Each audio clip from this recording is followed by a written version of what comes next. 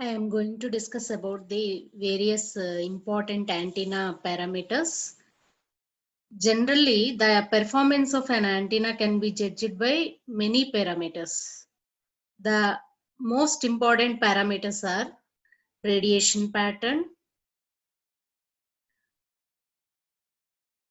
bandwidth, radiation power density, radiation intensity, and directivity of the antenna, antenna efficiency and gain, polarization. Next. These are the various important parameters. Let me start with this radiation pattern.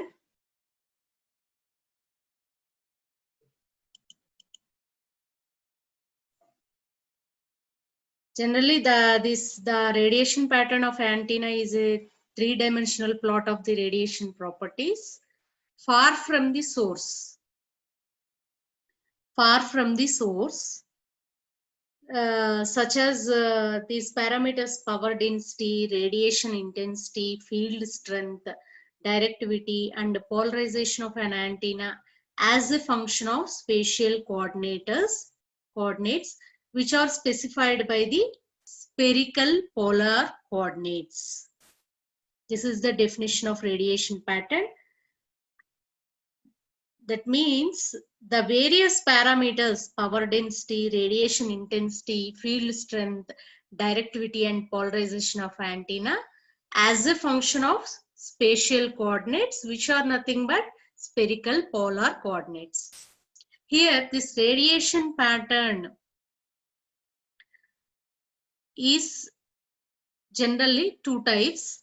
One is power pattern and another one is field pattern.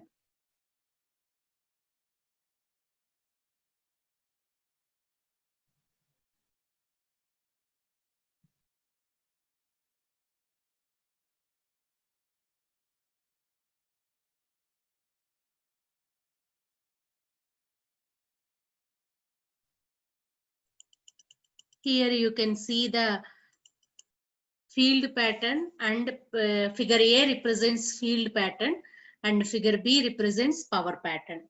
Let me start with power pattern, that is in figure B. Power pattern means variation of received or transmitted power with theta comma pi at constant radius. Here, what is this theta and pi? Here you can observe two angles. This is horizon, three-dimensional, x, three coordinates, spherical coordinates, x, y, and z. Let us take a point in the free space. This is the point P.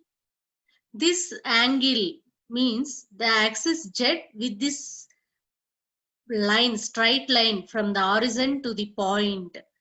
The angle between this line and z axis is the elevation angle, that is represented by theta.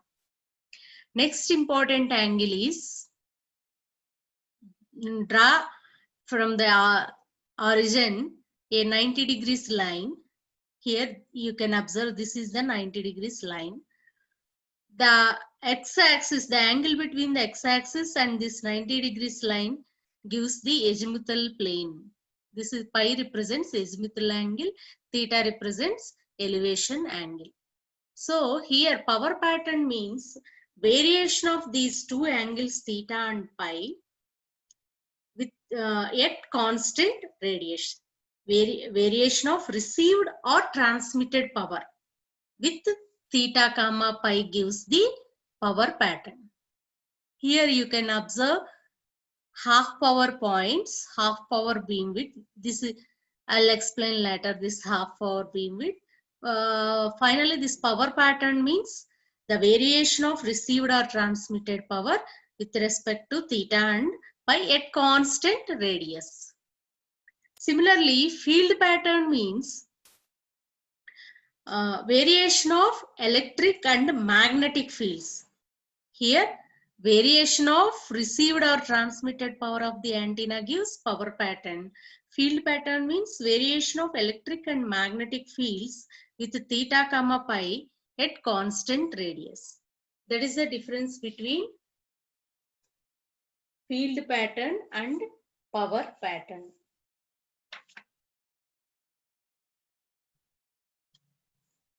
Variation of transmitted or received power with respect to theta and pi gives power pattern. Variation of electric and magnetic field vectors with respect to theta comma pi gives field pattern. Next, coming to the radiation pattern lobes.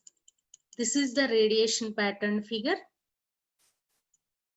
Here you can observe one major big lobe from the axis horizon. This large size lobe is known as major lobe. This is the actual radiation from the antenna. The other name for this lobe is main lobe or major lobe. That means the radiation pattern has many parts. Here you can observe this is the radiation pattern along the z-axis. Here you can observe many parts and each part is called lobes. Here each part is called lobes. First part is major lobe. Major lobe means a clear peak in the radiation intensity surrounded by regions of weak intensity. Here in some antennas there may exist more than one major lobe.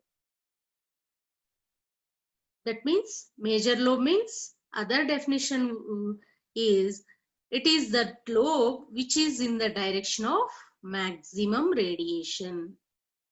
Next lobe is minor lobe. Except major lobe, remaining all lobes are known as minor lobes. Side lobe. Side lobe means these are the all except major lobe, all are minor lobes. This side lobe means adjacent to the major lobe. This is known as side lobe. The minor lobes which are adjacent to major lobe are called side lobes. The minor lobe with maximum intensity is usually a side lobe. These are commonly specified in dB down from the main lobe. Next one is back lobe. This represents the back lobe. It is the radiation lobe just opposite to major lobe. This is about the structure of radiation pattern.